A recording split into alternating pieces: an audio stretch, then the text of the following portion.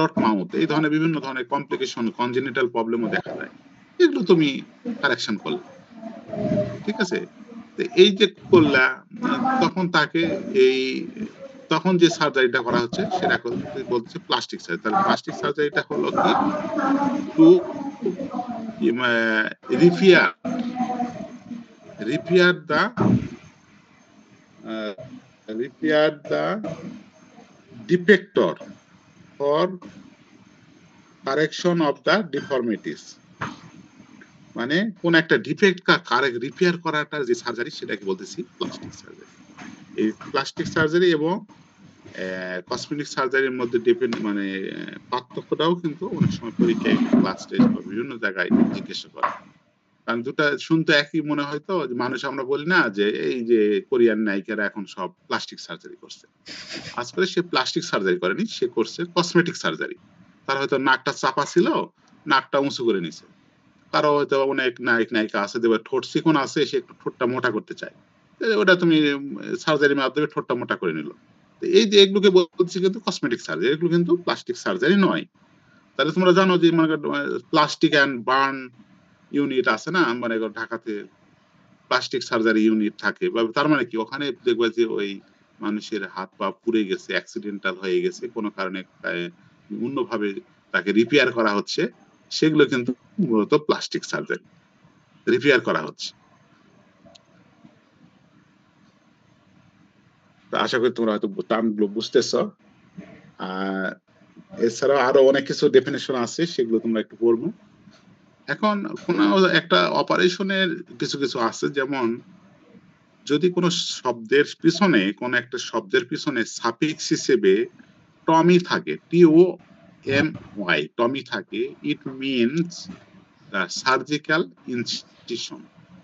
যদি কোন শব্দের সাফিক্স হিসেবে টমি শব্দটি থাকে, যেমন রোমেনেটমি, সিলিওটমি, সিস্টোটমি, এই ধরনের টমি শব্দটা means surgical incision. The rumenotomy কি? Surgical incision over the rumen. রুমেনের সার্জিক্যাল ইনসিশন দেওয়াকে বলা হয় রুমেনোটমি। সিস্টোটমি, ইউরিনারি ব্লাডারে ইনসিশন দেওয়াকে বলা হয় সিস্টোটমি। ল্যাপারোটমি আছে, আবার সিলিওটমি আছে। সিলিওটমি হলো অ্যাবডোমিনাল ওয়ালের যে কোনো জায়গায় ইনসিশন দেওয়াটাকে বলতেছি সিলিওটমি। আর ল্যাপারোটমি হচ্ছে ফ্ল্যাঙ্ক রিজিয়নে ইনসিশন দেওয়াকে বলা হয় ল্যাপারোটমি। এই ধরনের অনেকগুলো আছে টমি শব্দ, এগুলো তোমরা একটু জেনে নিবা। তাহলে টমি মিন সার্জিক্যাল ইনসিশন। আবার যদি সাফিক্স হিসেবে একটমি থাকে, একটমি, তার মিনস একটমি, মানে এক্সিশন, অর্থাৎ সার্জিক্যাল এক্সিশন, ওইটা ছিল ইনসিশন। আর হলো এক্সিশন মানে কেটে বাদ দেওয়া কোনো কিছু। সার্জিক্যাল এক্সিশন, এক্সিশন মানে কেটে বাদ দেওয়া, যেমন ওভারিও একটমি, তার মানে surgical excision of the ovary. ওভারিটা সার্জিক্যালি তুমি কেটে বাদ দাও, তখন তাকে বলতেছি, বা রিমুভ করো, তাকে বলতেছি আমরা ওভারিও একটমি। যেমন হিস্টার একটমি, মানে হিস্টার মিনস এটা uterus, surgical excision of the uterus is called hysterectomy. আবার অনেক সময় বলে হলো ওভারিও হিস্টারেক্টমি, তার মানে surgical excision of both ovary and uterus, তখন তাকে বলতেছি ওভারিও হিস্টারেক্টমি। এই জন্য কোনো শব্দের শেষে যদি একটমি থাকে মিনস ওটা কোনো কিছু বাদ দেওয়া, ঠিক আছে?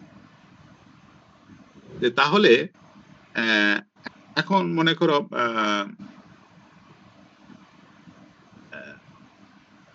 অ্যাম্পুটেশন। অ্যাম্পুটেশন একটা শব্দ, আবার অ্যাম্পুটেশন। অ্যাম্পুটেশন কিন্তু এটি কিন্তু সার্জিক্যাল টার্ম। অ্যাম্পুটেশন আবার ডকিং, এটাও কিন্তু সার্জিক্যাল টার্ম, কিন্তু অ্যাম্পুটেশনটা হচ্ছে অ্যাম্পুটেশন অফ টেল আর ডকিং, দুটাই কিন্তু লেস কাটা। অ্যাম্পুটেশন অফ টেল মানেও লেস কাটা, আবার ডকিং মানেও লেস কাটা। তাহলে কি ডকিং কখন শব্দটি ব্যবহার করব? যদি এটি কি হয়, কসমেটিক পারপাজে হয়, অর্থাৎ ওনার চাইতেছে কোনো সমস্যা নাই, কিন্তু ওনার চাইতেছে তুমি কেটে দিলে, এটাকে বলতেছি ডকিং। তুমি দেখবা যে তখন লিখবা ডকিং। আর যখন তুমি কাটবা কি কারণে, হয়তো বা টেল গ্যাংগ্রিন হয়ে গেছে, টেলে কোনো ইরিপেয়ারেবল কোনো ইনজুরি হয়েছে অথবা কোনো কমপ্লিকেশন হয়েছে, এই জন্য টেলটা কেটে ফেলে তার, তখন তুমি তাকে বলবা amputation of tail due to উমুক, to tail gangrene, tail gangrene এরকম তুমি লিখতে পারো। তখন আমরা কিন্তু দুটাই কিন্তু টেল কাটে, কিন্তু একটা বলতেছি অ্যাম্পুটেশন আর একটা বলতেছি ডকিং। যেমন অ্যাম্পুটেশন অফ ডিজিট আছে, অ্যাম্পুটেশন অফ লেগ আছে, তার লেগ আর নোক এমনি তো আর কেউ কাটবে না, এই জন্য ওগুলোর কোনো এরকম কসমেটিক কোনো টার্ম নাই। পা তো আর কেউ কাটবে না ইচ্ছা করে, সৌন্দর্য বর্ধনের জন্য তো পা কাটবে না কেউ, বা অ্যাঙ্গল কাটবে না, ঠিক আছে? তো সেক্ষেত্রে মনে করো আমরা বলবো যদি কোনো ধরনের ফ্র্যাকচার হয়ে গেছে, কমপ্লিকেটেড ফ্র্যাকচার, তখন সেটা কেটে ফেলতেছি, তখন আমরা ডক্টরের ভাষায় বলবো অ্যাম্পুটেশন অফ লেগ অথবা অ্যাম্পুটেশন অফ ডিজিট। একইভাবে স্পেইং, আমরা স্প্রে করা, আমরা খুবই মানে মানে বিড়াল এবং কুকুরের শব্দটি ব্যবহার করি, স্পেইং করা, স্প্রে, স্প্রে বা স্পেইং। আরেকটা হলো ওভারি হিস্টেরেক্টমি। স্পেইং করার ক্ষেত্রেও কিন্তু ওভারি এবং ইউটেরাস দুটাই কেটে ফেলে দেওয়া হয়, তখন তাকে বলতেছি স্পেইং। আবার ওভারি হিস্টেরেক্টমি বলতেছি, তাহলে কখন কোনটি ব্যবহার করব? দুটাই সার্জারি। কিন্তু যদি তুমি ওনার চায় যে না আমার বিড়ালটা যেন অন্য কোনো বিড়ালের সঙ্গে ম্যাটিং না করতে পারে বা প্রেগন্যান্স না হতে পারে, সেই জন্য ওনার চাইতেছে সে যাতে আর বাচ্চা ধারণ না করতে পারে, সেই জন্য একটা ব্যবস্থা করা, তখন তুমি তাকে স্প্রে করাবে, তখন তুমি তাকে তার ওভারি উইট্রাসটা কেটে ফেলে দেবে। এখন এখন ওনার নিয়ে আসছে, এনে তুমি দেখলা যে অন্য একটা কেস, সেটা কি হলো, দেখলো যে সে ওনার মনে করতেছে যে তার বিড়ালটার পেটে বাচ্চা আছে, কিন্তু তুমি ভালো করে দেখলা যে না ওটা বাচ্চা না, এটা পাউমেট্রা হয়েছে এবং এটা সহজে ভালো হচ্ছে না, বা সে হয়তো বারবার বলতেছে বারবারে হয় করা যায়, তখন তাহলে যেহেতু পাউমেট্রা, এটা তুমি 30 মিনিট ট্রিটমেন্ট করে ভালো হতে পারে, কিন্তু লং টাইম প্রসেসের বিষয়। কিন্তু সে যদি না এটা বারবার হচ্ছে, এটা বারবার অন্য জায়গায় মানে মানে প্রস্রাব দুর্গন্ধযুক্ত ফ্লুইড আসে, এটা কি করা যায়, তখন তুমি করতে পারো যে ঠিক আছে এটা তাহলে আমরা ওভারিও হিস্টেরেক্টমি করবো। তার মানে তখন আমি ব্যবহার করবো টার্মটি ওভারিও হিস্টেরেক্টমি, যে তার আমরা শুধু হিস্টেরেক্টমি হতে পারে। হয়তো ওনার যদি বলে যে না এইরকম সে যেন আর ওই নতুন করে আর হিটে আর না আসে, তুমি অথবা হিস্টেরেক্টমি করতে পারো। এই হলো বিষয়। যখন কমপ্লিকেশন কারণে অথবা হয়েছে, ওভারিয়ান টিউমার হয়েছে, তখন কেটে ফেলতেছে, তখন আমরা বলবো ওভারি হিস্টেরেক্টমি অথবা হিস্টেরেক্টমি। আর যখন ওটি মানে বিষয়টি ওনারের চয়েসে হবে, ডক্টর চয়েসে না, ওনারের চয়েসে, তখন সেটাকে আমরা বলতেছি স্প্রে করবে, যে সে তার বিড়ালটাকে সে স্প্রেইং করবে বা স্প্রে করাবে, ঠিক আছে, যাতে সে আর নতুন করে আর বাচ্চা ধারণ না করে। এগুলো হলো কিছুটা টার্মের কিছুটা একটু 19-20। আবার যেরকম আছে অর্কেক্টমি, আবার আছে ক্যাস্ট্রেশন। ক্যাস্ট্রেশন মানে কি করি, কি কারণে ক্যাস্ট্রেশন, আমরা হয়তো একটা ছাগলে ক্যাস্ট্রেশন করতেছি কেন, সে যাতে দ্রুত মোটা তাজা হয় এবং আমাদের তার মিট ভ্যালুটা বাড়ার জন্য। কারণ কি একটা কি বলে একটা বাঘ অথবা তার চেয়ে কিন্তু একটা খাসির কিন্তু মাংসের দাম বেশি, তাহলে তার ছাগলটা সে খাসি করে নিতে চায় যাতে সে দ্রুত মোটা হয় এবং দামও বেশি পায়, সেই জন্য তুমি তাকে ক্যাস্ট্রেশন করলে। আবার যদি কোনো কারণে দেখা গেল যে একটা ছাগলের কি হয়েছে, টেস্টিকলে কোনো কারণে ইনজুরি হয়েছে বা টিউমার হয়েছে, তখন তুমি তাকে কেটে ফেলতেছো, তখন ওটাও ক্যাস্ট্রেশন, কিন্তু তখন আমরা বলবো অর্কেক্টমি। অর্কাস মানে হলো টেস্টিকল, তখন তাকে বলবো অর্কেক্টমি, মানে অর্থাৎ টেস্টিকলটা কেটে বাদ দিতেছে। সেক্ষেত্রে একটা টেস্টিকল হতে পারে অথবা দুটাই হতে পারে, ঠিক আছে। এগুলো হলো কিছু মানে টার্মের সঙ্গে একটু মানে তফাৎ শব্দগত। আমরা হয়তো অনেক সময় ডাক্তার দেখবে যে হরামশাই একই শব্দ ব্যবহার করতেছি, কিন্তু অ্যাকচুয়ালি তা না। তুমি যদি একজন ভালো স্মার্ট ভেটেরিনারিয়ান হতে চাও, তাহলে তুমি অবশ্যই তোমার প্রেসক্রিপশন গুলো বা ডিজিজ ডায়াগনোসিসের জায়গাটাতে সুন্দর করে ওটা লিখবা, তাহলে সে দেখবে যে না সে এটা করছে, মানে সে অন্য আরেকজন ভালো জানালা ডাক্তার হলে প্রেসক্রিপশন দেখে বলবে, মনে করবে যে না আসলে সে ডাক্তার ভালো জানে। কিন্তু তুমি যদি একই ব্যবহার করো সব জায়গায়, তখন মনে করবে যে এটা কি, এটাও করছে, তাহলে তুমি হয়তো মনে করছো কিছুই সমস্যা নাই, ওনারও মনে করলো না কিছু, কিন্তু অন্য একজন ডাক্তার বা অন্য একজন শিক্ষিত মানুষ যখন কেউ দেখবে যে এই বিষয়গুলো জানে, তখন সে বুঝবে যে না, এই ডাক্তার আসলে জানে ভালো এই বিষয়গুলো। এই জন্য আমি একটু আলোকপাত করলাম। এই হলো আমাদের আরো কিছু অনেকগুলো টার্ম আছে, তোমরা অবশ্যই এগুলো একটু করে নেবা। এরপরে যে বিষয়টি আছে, যে টার্মিনোলজির পরে যে তোমাদের যেটা আছে হলো সুসার। এখন সুসার নিয়ে কথা বলবো। সুসার শব্দটি আমরা বলি সেলাই করা, সুসার বা সুসার টেকনিক, সুসার দুটাই শব্দে ব্যবহার হয়। সুসার শব্দটি অনেক সময় নাউন হিসেবে ব্যবহার হয়, আবার ভার্ব হিসেবেও ব্যবহার হয়। নাউন হিসেবে সুসার ম্যাটেরিয়ালসটাকে মিন করে, সুতাটাকে মিন করে সুসার। আবার টেকনিকটাকেও, ভার্ব হিসেবে টেকনিকটাকেও সুসার বলা হয়, যে এখানে কোন সুসার দেওয়া হয়েছে। এই যে এটা তুমি যখন বলতেছো, তখন তুমি হয়তো বলতে এটা কিন্তু ভার্ব হিসেবে আসতেছে, যে আমি এই সুসার টেকনিক ব্যবহার করছি। তখন যদি বলা হয় যে এখানে কি সুসার ম্যাটেরিয়ালস ব্যবহার করেছে, তখন কিন্তু তুমি এখানেও কিন্তু সুসার বলতেছো, এটা তখন কিন্তু নাউন হিসেবে ব্যবহার হচ্ছে। তাহলে সুসার কি কাজে দেওয়া হয়, বা সুসারের সাথে আরেকটা শব্দ আছে লাইগেচার। লাইগেচারটা কি? লাইগেচারটা হচ্ছে একটা thread or cord used to used to bind or tie the vein or artery। Artery অথবা ভেন অথবা ব্লিডিংটা কন্ট্রোল করার জন্য যে সুতাটা ব্যবহার করা হয় তাকে বলতেছি আমরা লাইগেচার, এবং পদ্ধতিটাকে বলতেছি লাইগেশন।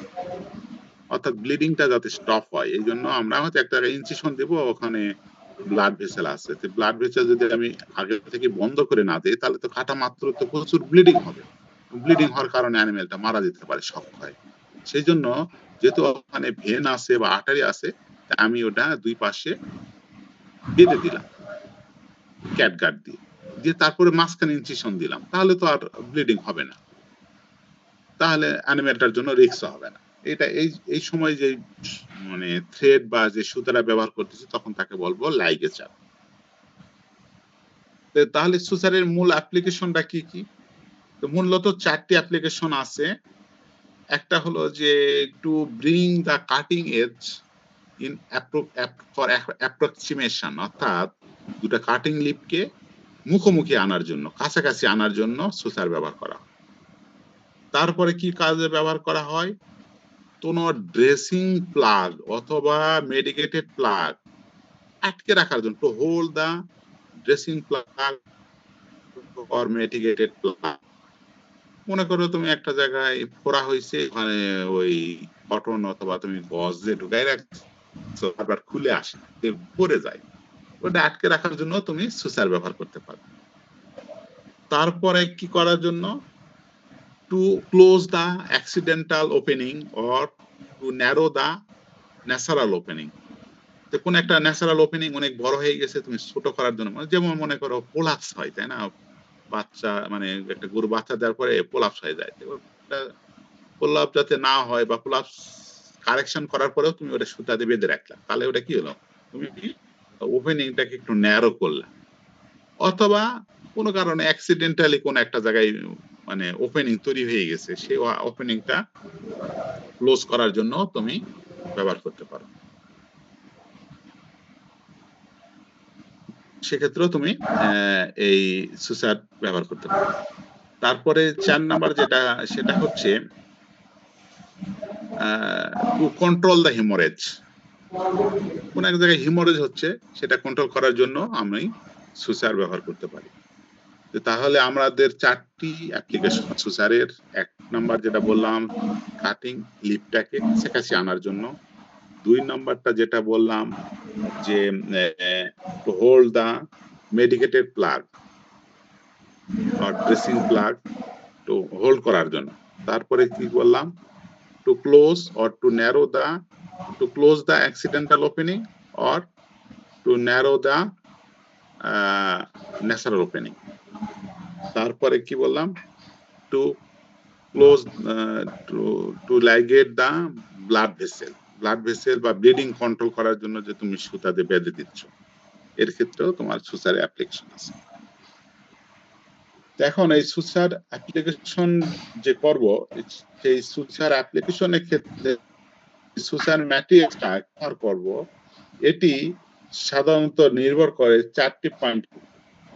অর্থাৎ আমি একটা জায়গায় সেলাই করব, ওখানে সেলাই যে করব, তাহলে আমি সুতাটা ব্যবহার করব, এটি 4টি বিষয়ের উপর নির্ভর করে। প্রথম যে বিষয়টা হলো টাইপ অ্যান্ড অ্যানাটমিক লোকেশন, অর্থাৎ কোন ধরনের টাইপ, অ্যানাটমিক্যাল লোকেশনটা কেমন, কোন জায়গায়, ওখানে প্রেসার কম না বেশি, অথবা চোখে নাকি পেটে, কোথায়, এটাকে বলতেছি আমরা অ্যানাটমিক্যাল লোকেশন। এটার উপর নির্ভর করে আমরা, চোখে যদি হয় তাহলে তো সুতা হবে চিকন, আর যদি পেটে বা অ্যাবডোমেনে হয় তাহলে মোটা ধরনের সুতা ব্যবহার করতে হবে। তারপরে কি হচ্ছে দ্য স্ট্রেংথ,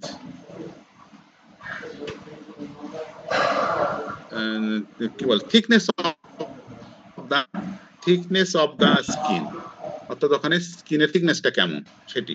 তারপর ডিগ্রি অফ টেনশন, যেটা আমি স্ট্রেংথ বলতেছিলাম, যে টেনশন মানে ডিগ্রি অফ টেনশন, তোমার ওই জায়গাটাতে প্রেসারটা কেমন। তারপরে হচ্ছে ডেজায়ার্ড কসমেটিক রেজাল্ট, অর্থাৎ ওই সেলাইটা করার পরে ফাইনালি হিলিং হওয়ার পরে ওখানে আসলে কেমন দেখা যাবে। এগুলোর উপর ভিত্তি করে আমরা সুচার অ্যাপ্লিকেশন করব, বা সুচার ম্যাটেরিয়াল বা সুচার টেকনিক, এগুলো আমরা এই সকল বিষয়ের উপর নির্ভর করে আমরা সিলেক্ট করব, কারণ এগুলো অনেক ধরনের আছে।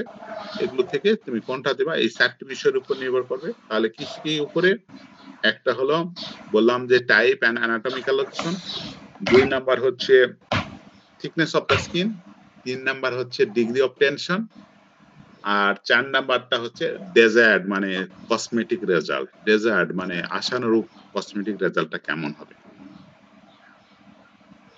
এখন একটা আইডিয়াল সুচার ম্যাটেরিয়ালস এর 11টি না 10টি হলো ক্যারেক্টারিস্টিক্স আছে, অর্থাৎ পরীক্ষায় প্রায় আসে এটা, সেটা হলো write down the properties of or characteristics of an ideal suture materials. একটা আইডিয়াল সুচার ম্যাটেরিয়ালস এর কি কি গুণাবলী থাকবে, এটার 10টি গুণাবলী আছে। এই 10টি গুণাবলী থাকতে হবে। প্রথমে হলো কি, রিমেইন ইনট্যাক্ট আনটিল হিলিং, অর্থাৎ সুতাটা ইনট্যাক্ট থাকতে হবে কতদিন পর্যন্ত, যতদিন পর্যন্ত ওই জায়গাটা হিলিং না হয়েছে। তারপরে হলো মিনিমাম টিস্যু রিয়াকশন, অর্থাৎ ওই সুতাটা প্রয়োগ করলে বা মানে সুতার ম্যাটেরিয়ালসটা প্রয়োগ করলে ওখানে মিনিমাম টিস্যু রিয়াকশন তো হবেই, কিন্তু সেটা মিনিমাম লেভেলে হয় যাতে। তারপরে হচ্ছে নন ক্যাপিলারি অ্যাকশন, অর্থাৎ ওটার কোনো ক্যাপিলারি অ্যাকশন থাকবে না, সে কোনো ফ্লুইড অ্যাবজর্ব করবে না। তারপরে হচ্ছে ইউনিফর্ম থিকনেসটা ইউনিফর্ম হতে হবে, নটেবল হতে হবে, অর্থাৎ সেটা যেন সরাসরি নট দেওয়া যায়, স্মুথ সারফেস হতে হবে। তারপরে সাফিসিয়েন্ট টেনসাইল স্ট্রেংথ হতে হবে, মানে একটু পর্যাপ্ত শক্তিশালী হতে হবে। তারপরে ইজিলি স্টেরিলাইজেবল হতে হবে,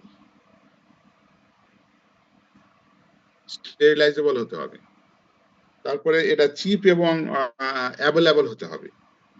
তারপরে এটা ইজিলি হ্যান্ডেলেবল হতে হবে, যেন ইজিলি হ্যান্ডেল করা যায়। ঠিক আছে, এই 10টি পয়েন্ট তোমরা একদম মুখস্থ করবা, এটা কিন্তু সব জায়গায় লাগবে এই 10টি পয়েন্ট। ঠিক আছে, এখন সুসার ম্যাটেরিয়ালস এর আবার ক্লাসিফিকেশন আসি। সুসার ম্যাটেরিয়ালস এর ক্লাসিফিকেশন, সুসার ম্যাটেরিয়ালস এর ক্লাসিফিকেশনে আমরা যেটা বলবো, সুসার ম্যাটেরিয়ালস কে প্রথমত 2 ভাগে ভাগ করা হয়, একটা হলো অ্যাবজর্বেবল সুসার ম্যাটেরিয়ালস আর একটা হলো নন অ্যাবজর্বেবল সুসার ম্যাটেরিয়ালস। অ্যাবজর্বেবল মধ্যে বলছি 3 ধরনের, অর্গানিক, ইনঅর্গানিক এবং সিনথেটিক। আর না, নন অ্যাবজর্বেবল মধ্যে, আর অ্যাবজর্বেবল মধ্যে হলো অর্গানিক এবং সিনথেটিক। তাহলে নন অ্যাবজর্বেবল 3 ধরনের হতে পারে, একটা হলো অর্গানিক, ইনঅর্গানিক আর সিনথেটিক। আর অ্যাবজর্বেবলটা হতে পারে অর্গানিক হতে পারে অথবা সিনথেটিক হতে পারে। ঠিক আছে, এখন অ্যাবজর্বেবল বলতে কি, যে সুতাগুলো কি হবে মানে সেলাই করার পরে অটোমেটিক অ্যাবজর্ব হয়ে যাবে, সেগুলোকে বলতেছি অ্যাবজর্বেবল সুতার ম্যাটেরিয়াল। যেমন ক্যাটগার্ড, এটা কিন্তু একাই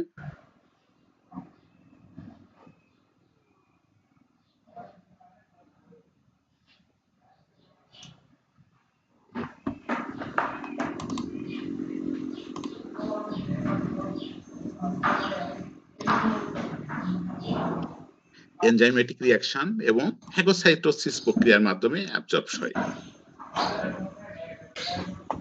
এটাকে বলতেছি অ্যাবজর্বেবল সুচার ম্যাটেরিয়াল। তো এই অ্যাবজর্বেবল সুচার ম্যাটেরিয়ালটা দুই ধরনের হতে পারে। এটা হলো সিনথেটিক হতে পারে আর হলো অর্গানিক হতে পারে। অর্গানিক বলতে অর্গানিক বলতে আমরা জানতেছি যে কি কোন একটা অ্যানিমেলের কোন একটা টিস্যু ব্যবহার করা হয়েছে। যেমন মনে করো ক্যাট নাম থাকলেও এটা ক্যাটের গাট নয়।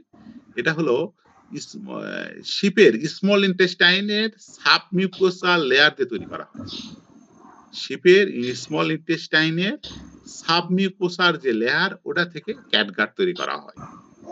তাহলে ওটা যেহেতু শিপের ইন্টেস্টাইন, তাহলে এটা হলো একটা অর্গানিক সুসার ম্যাটেরিয়াল। আবার ক্যাঙ্গারু টেন্ডন আছে, এটাও অর্গানিক সুসার ম্যাটেরিয়ালস। তারপরে ফেসিয়াল আটা আছে, তারপরে হলো কার্গিল মেমব্রেন আছে, তারপরে অ্যামনিওটিক মেমব্রেন আছে, কোলাজেন আছে। এখন তাহলে নন মানে সিনথেটিক কোনটা, অ্যাবজর্বেবল এর মধ্যে আবার সিনথেটিক কোনটা?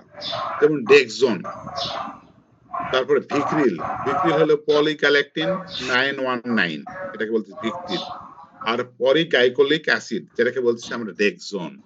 এগুলি হরামশা ইদানিং ব্যবহার করা হয়, ক্যাটগাটেরও ব্যবহার করা হয়, কিন্তু ওরা যখন পেট অ্যানিমেল যারা প্র্যাকটিস করে তারা মূলত এই ধরনের সুসার ম্যাটেরিয়ালস গুলো একটু দামি গুলো ব্যবহার করে। ক্যাটগাটের দাম সবচেয়ে কম, আর এই যে ডেক্সন, ভিক্রিল এগুলোর একটু দাম বেশি, এবং এগুলোর স্ট্রেংথ, অ্যাবজর্বেবল ক্যাপাসিটি এগুলো সবই ভালো, এবং ওই আইডিয়াল সুসার ম্যাটেরিয়ালস এর যে প্রপার্টিস গুলো এগুলো সবই আছে এগুলোর মধ্যে।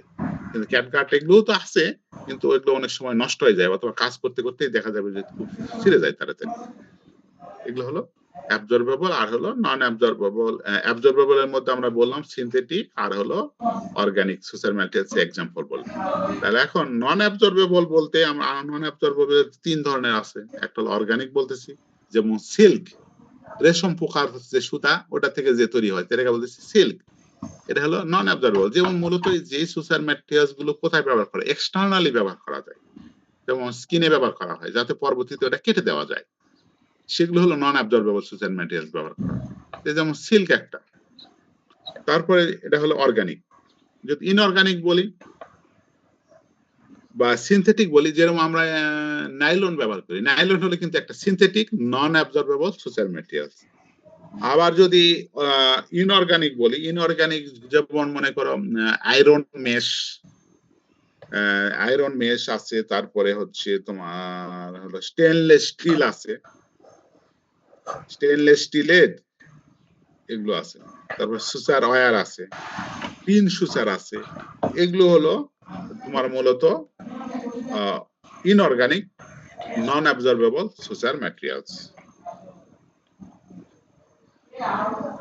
তাহলে আমি সার্জারি অংশটা এই পর্যন্ত আজকে রাখতে চাইতেছি। তাহলে আমি আজকে যেটা আলোচনা করলাম সেটা হলো যে কিছু টার্মিনোলজি সম্পর্কে আলোচনা করলাম, তারপরে সুসার কাকে বলে, সুসার ম্যাটেরিয়ালস এর মানে কি বলে ক্লাসিফিকেশন করলাম, আইডিয়াল সুসার ম্যাটেরিয়ালস এর প্রপার্টিজ গুলো জানলাম, এর অ্যাপ্লিকেশন জানলাম, এবং তার মানে কি কি ফ্যাক্টর কনসিডার করতে হবে সুসার ম্যাটেরিয়াল সিলেকশনের ক্ষেত্রে সেটি আলোচনা করা হলো এক্সাম্পল সহ। এর সাথে আরেকটা অংশ একটু আছে, সেটা হলো ক্যাটগাটটাও একটু আলোচনা করলে হয়তো এই অংশটা শেষ হবে। ক্যাটগাট আমি বলছি যে ক্যাটগাট কোথা থেকে উৎপন্ন হয়, এটা হলো শিপের স্মল ইন্টেস্টাইনের সাবমিউকোসাল লেয়ার দিয়ে হয়। এটা কিভাবে করা হয়, এটা ক্রমিক অ্যাসিড, ট্যানিন, তারপরে হচ্ছে ক্রমিক অ্যাসিড, ট্যানিন, আয়োডিন, ফরমালিন এগুলো কেমিক্যাল ব্যবহার করে একে সুতারে মানে একটা সুসার ম্যাটেরিয়ালস অর্থাৎ সুতাতে পরিণত করা হয়।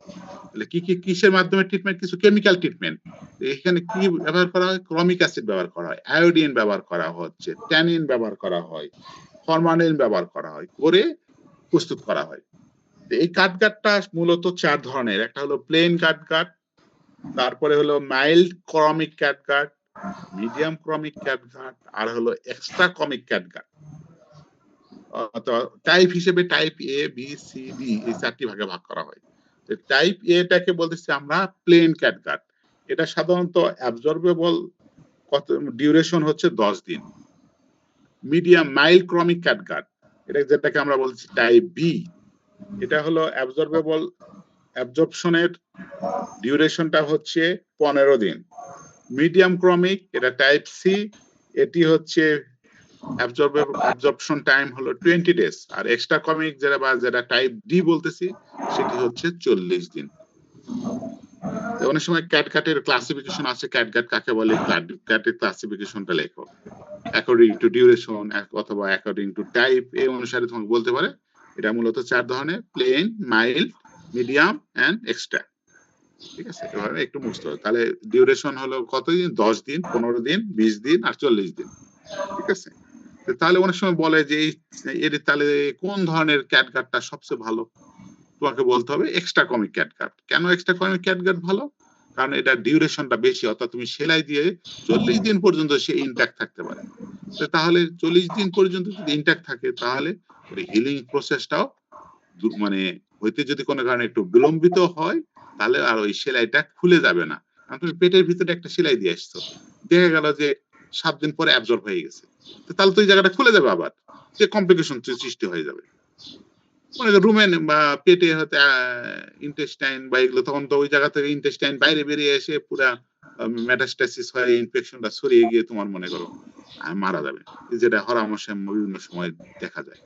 এই জন্য এই সুসার ম্যাটেরিয়ালস গুলো খুবই সিলেকশনের ক্ষেত্রে খুবই গুরুত্বপূর্ণ। তুমি জাস্ট অল্প দামের জিনিস যদি দিয়ে দাও তাহলেই কিন্তু হবে না, ভালো জিনিস দিতে হবে যাতে এই ধরনের অ্যাক্সিডেন্ট না হয়, কারণ এগুলো তো লাইফ থ্রেটের বিষয় আছে। এ পর্যন্ত যদি কারো কোনো কিছু কোশ্চেন থাকে বলতে পারো। আমরা এই অংশটা শেষ করলাম, এরপরে আমরা অ্যানেস্থেসিস অংশ আলোচনা। মানে কথা বোঝা যায় কিনা আমি জানি না, এগুলো চোখ বন্ধ করে পড়াইতে আমার ভালো লাগে না আসলে। তোমাদের ইয়ার